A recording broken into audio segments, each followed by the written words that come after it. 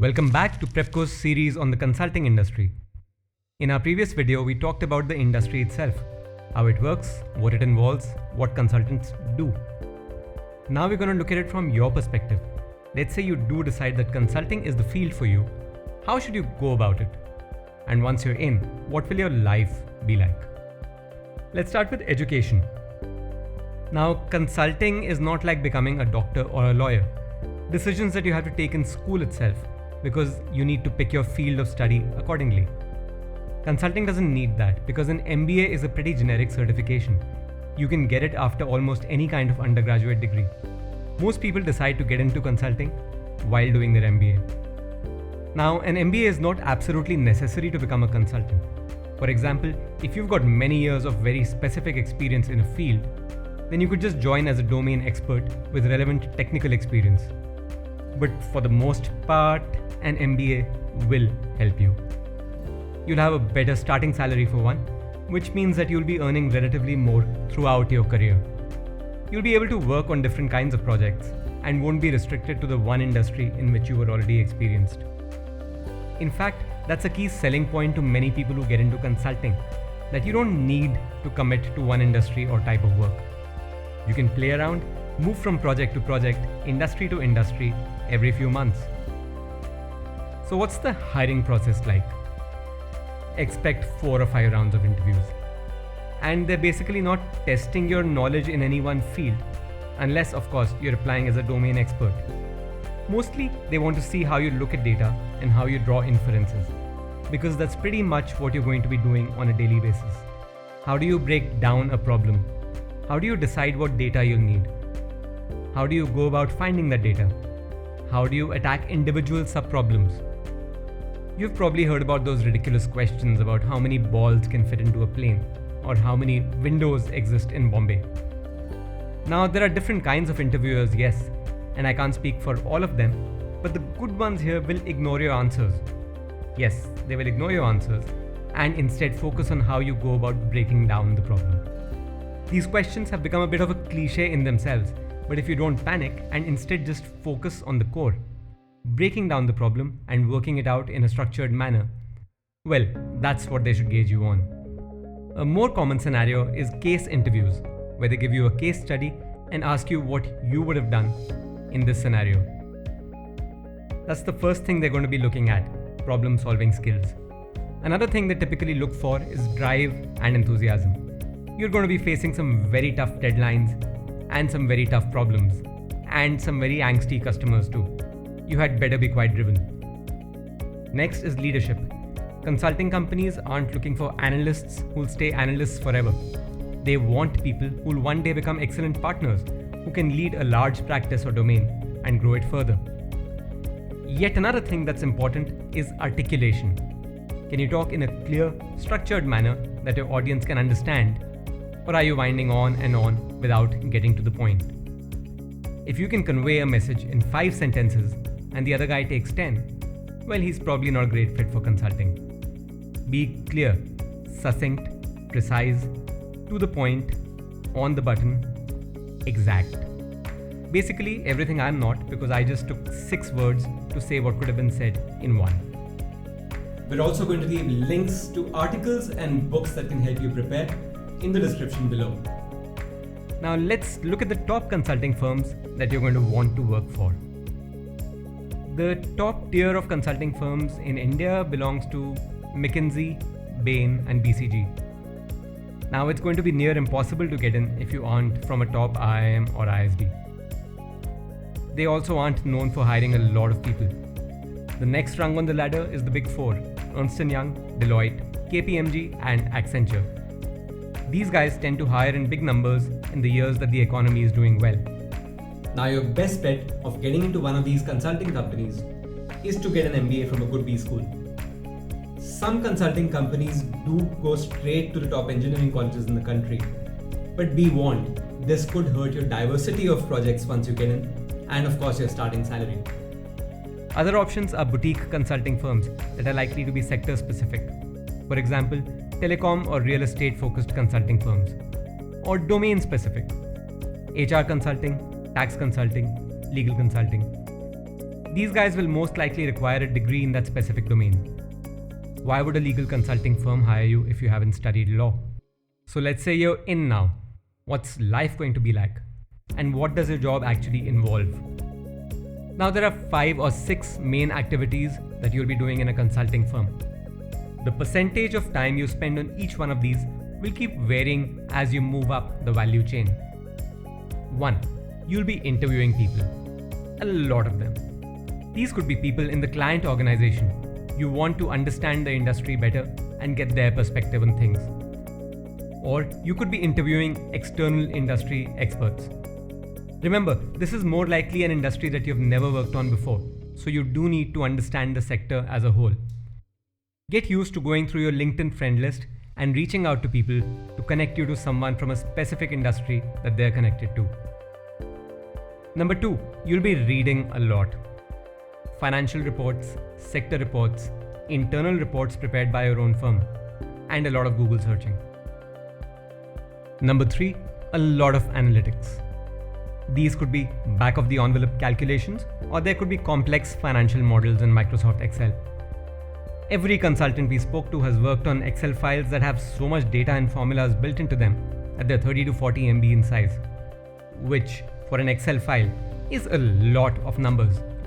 You learn to become very good at Excel very early on.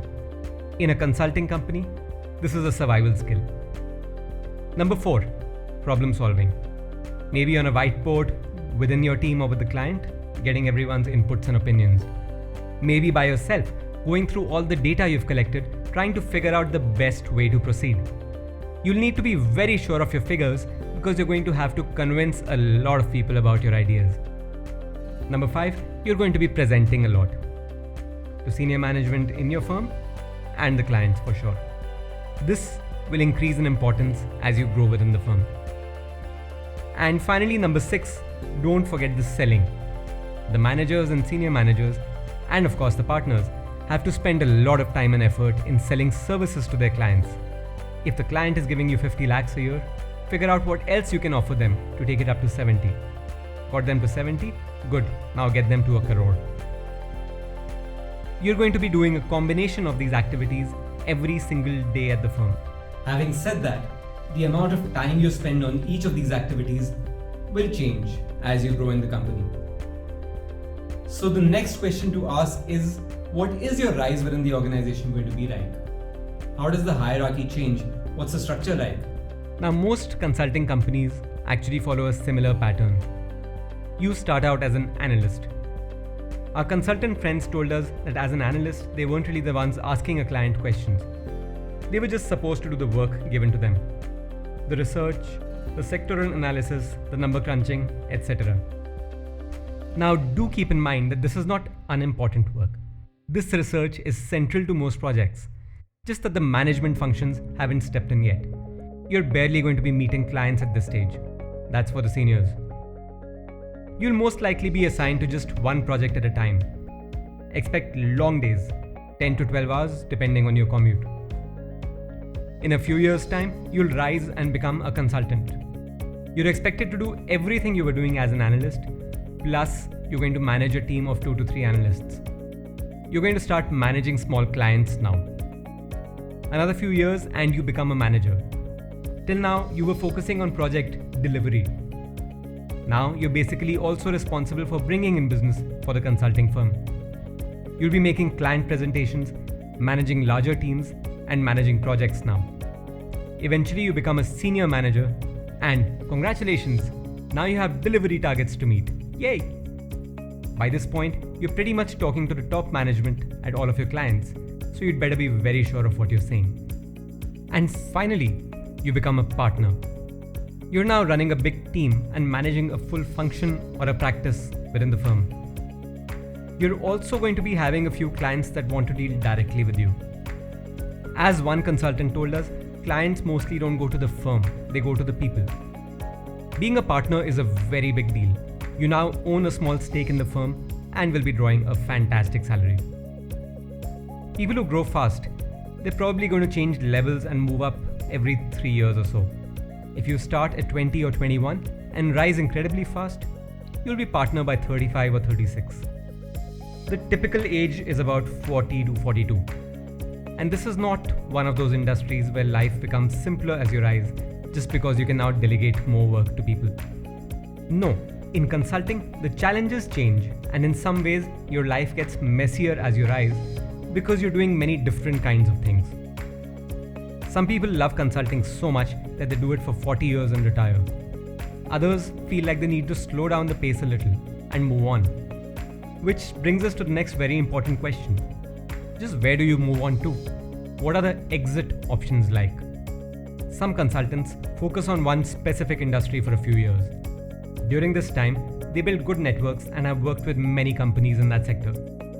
Well, after having spent years dealing directly with the top management of a few clients in an industry, they just go to work in that particular industry. If you've been doing HR consulting, you could join a large company as head of HR or chief learning officer. If you've done business consulting, you could join the strategy team. The second exit option is to just do your own thing. If you've been a consultant long enough, you've worked on many projects where you're looking for gaps in the market that your client's product could fill. Well, now you're doing the same thing for yourself. So just figure an opening where consultants are needed and launch a boutique consulting firm that provides that expertise. Now that we've discussed what your career growth will be like, let's take a look at what your life will be like in the industry. Now, as far as lifestyle goes, there's no getting around it. The hours are long. You're expected to dig deep into an industry, analyze it thoroughly, present your case, and move on to the next project. Especially in India, and even more so in the tier 2 consulting companies. Think Accenture, KPMG, Deloitte. Your work-life balance isn't going to be, balanced for many years. That's because of why consultants are hired in the first place. You're brought in to solve specific problems that the company itself couldn't solve. You're going to have tight deadlines and be solving thorny issues. And the consulting company is charging a lot for your time. So the clients are definitely going to be expecting a lot. So yes, expect intensity. But hey, that's how you learn. Also, let's not forget the travel. COVID is going to change the world, so the amount of business travel might reduce, but you'll certainly be traveling a lot because you're going to be working on projects that take you all over the place. Now, this depends on how you see things. Single and want to explore the world? Travel is fun. Married with a child on the way? The last thing you want to do is spend 5 nights in a tiny hotel room in a small town. The good news is, after a few years at the firm, you could get to control the travel to some extent. Want more international experience? Get on to global projects. Want to focus on a specific geography, say Southeast Asia? Get involved there. Now, there are some other benefits to the consulting life. You'll be interacting with people who are way higher in terms of seniority. You could be 25 and giving a presentation to the MD of a very large company. And of course, the money. It's great. An analyst could be starting out at 11 to 14 lakhs, but soon get into the 20s. The big four in India pay very well compared to other industries, except maybe finance. With the day zero consulting companies, BCG, McKinsey, Bain, they pay you really, really handsomely. By the time you make partner at 39, 40, 41, now we're talking 8-figure salaries. So if you can handle the pressure and spend 20 years in the industry and you've invested well, you could retire very comfortably at 45. The next question is, does consulting attract a particular personality type? Do you need to be an extrovert or can you be an introvert and thrive? Now, you can definitely be an introvert and succeed, but it helps to be somewhat extroverted because eventually you're going to bump into sales pressure. And even for your research, you're going to have to be very comfortable with calling a lot of people and having long conversations. Now, you don't need to be very social, but you can't be scared of interacting with people. Having said that, don't worry about it too much right now. The skills you're lacking, you'll develop over time. Consulting companies are very clear about the process of feedback. You'll be getting a lot of feedback on your areas of improvement from your peers and your seniors. Just have an open mind. Regardless of how you feel when you start off, you're going to end up very comfortable talking to some very senior people. Also, you're going to become quite adept at critical thinking, very quickly. Now, one issue that a lot of people have actually started asking is, am I making a genuine difference? And the answer here, unfortunately, is the classic consultant's answer. It depends. Most consultants we spoke to were themselves quite torn about this. They're very proud of some of the projects they've done. They've often made a huge difference to the fortunes of a client company by helping them increase revenues and profits or grow in new fields, which means the companies hire more people and grow more. So from that perspective, you're doing well for the economy. However, in terms of a direct impact on society, well, consulting isn't going to be very high up in the list of industries that are making the world a better place directly. A related and still very important question: will I have to violate my sense of ethics?